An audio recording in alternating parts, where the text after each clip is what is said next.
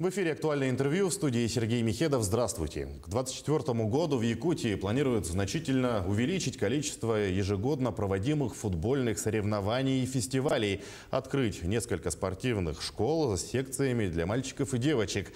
Занятия в них должны проходить по единым методикам, разработанным при участии Российского футбольного союза. Как развивается детский футбол в регионе? Гость студии Николай Цыпандин, директор Республиканской специализированной спортивной школы по футболу. Николай Гаврилович, здравствуйте. Здравствуйте. В 2020 году было заключено соглашение между правительством региона, Министерством спорта Российской Федерации и Российским футбольным союзом. Расскажите о целях соглашения и что уже реализовано в рамках договоренности. Действительно, это проект Российского футбольного союза.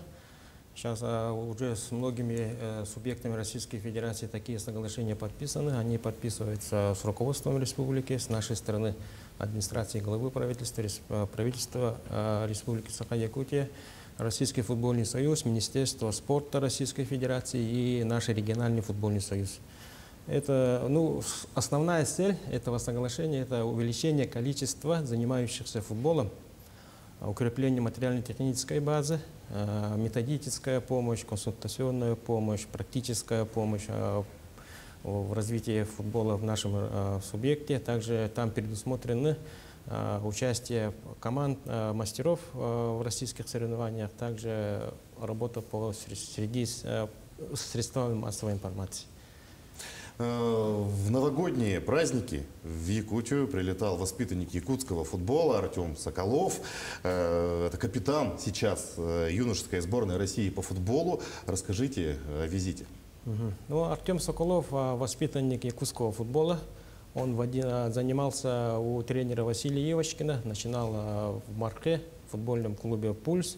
Потом продолжил свои тренировки в нашей футбольной школе.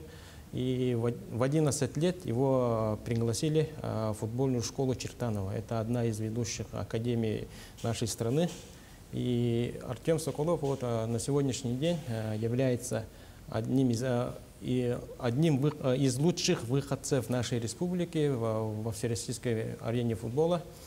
И он приезжал, 28-го прилетел, сейчас идет перерыв в премьер-лиге российского футбола. Он прилетел 28-го и 4 числа по согласованию с футбольным клубом «Химки», с пресс-центром мы организовали мастер-класс, Министерство спорта и Республиканская школа по футболу организовали мастер-класс и провели пресс-конференцию. Мастер-класс мы сделали не как классический мастер-класс, там раз-два упражнения выполнили, а сделали так, чтобы оно понравилось детям и мотивировало их. С футбольного фристайла начали, конкурсы проводили с Соколовым, дети выходили, желающих было очень много. Конкурс по ударам с 11-метровой отметки делали, потом двустороннюю игру проводили, игры с разными возрастами. Было участников около 350 детей. Это воспитанники нашей школы, воспитанники муниципальных спортивных школ, отделения футбола и частные клубы нашей столицы. Мы, как организаторы, мы оцениваем это мероприятие как удачное, потому что в наших аккаунтах, в социальных сетях есть благодарности родителей, что ребенок счастлив, спасибо за мотивацию. Вот такие. И Артем каждому из них, этих детей, дал свои автографы. Ребята выходили, бутсы снимали, туда поставили, мячи с собой взяли, фотографии взяли, и ребятам очень понравилось. А как сам Артем оценил игру наших ребят?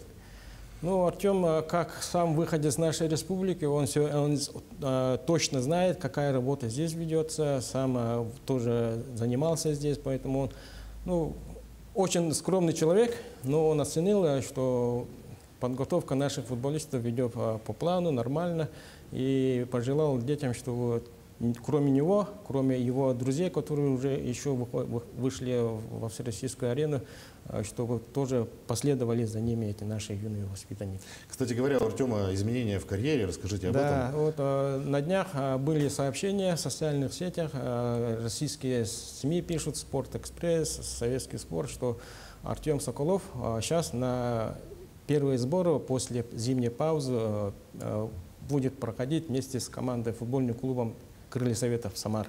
То есть он переходит из Он Хима переходит, Советов, да, в «Крылья Советов». Все, отличная новость. Мы идем дальше. Сколько на данный момент занимается юных футболистов в республиканской футбольной школе? Да, сейчас на этот вопрос я отвечу таким способом. Вообще по всей республике больше 15 тысяч человек занимаются систематически футболом. Это имеется в виду юные футболисты? Нет, это да? по всему республике, республике. по всем возрастам. Да. А по футболу, по статистическим данным, по итогам 2020 года, сейчас 2021 год еще не вывели, детей от 6 до 17 лет занимается 2222 вот детей. Так вот даже, да? Из них 501 юных воспитанников являются воспитанниками нашей школы. Остальные занимаются в муниципальных спортивных школах, которые у нас по республике 19, то есть 19 районов, в 19 районах работают штатные тренера по футболу. Также вот частные клубы, которые занимаются в основном в городе Якутске. Ну а в каких районах более всего развит футбол? Да, ну, основные это город Якутск, Нерунгринский район, Мирнинский район, Ленский район, Алекминский. Вот среди сельскохозяйственных районов это Усалданский, Мегано-Кангаласский, Намский, где наиболее развит вид спорта футбол. Ну а теперь поговорим о республиканской футбольной школе. Когда она была создана? Да, она была создана в 2009 году. В основном базируется в городе Нерунгри. Был филиал и до сих пор работает в городе Якутске как основной филиал на базе вот наших замечательных объектов. Дохсун, крытый стадион, и на базе стадиона Туймада работает. Ну, на сегодняшний день можно сказать, что идет как бы переформирование школы. Основной базой будет город Якутск. Здесь почему скажу, объясняю. На основании вот этого соглашения, четырехстороннего соглашения, мы должны развивать этот вид спорта футбола, его разновидности, женский футбол, мини-футбол. И по 2020 году в нашей школе присвоен статус детский футбольный центр Российским футбольным союзом.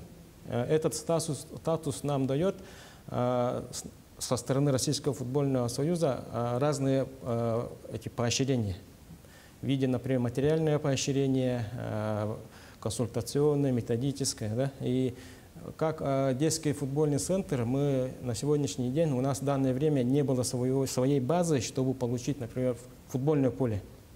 А сейчас по решению Министерства спорта нам будут переданы стадион Туймада и спорткомплекс Дохсун. В этом случае у нас будет своя база у школы, и в этом случае Российский футбольный союз готов нам в поддержку, в помощь работать с нами по укреплению материально-технической базы. То есть у нас, получается, появится единый центр для занятий футболом, да, он будет находиться в Якутске и получать федеральную поддержку. Не только в Якутске, в Нерунгринская база остается. Остается, да? Там тоже то, что была проведена работа, которая проводится, все остается.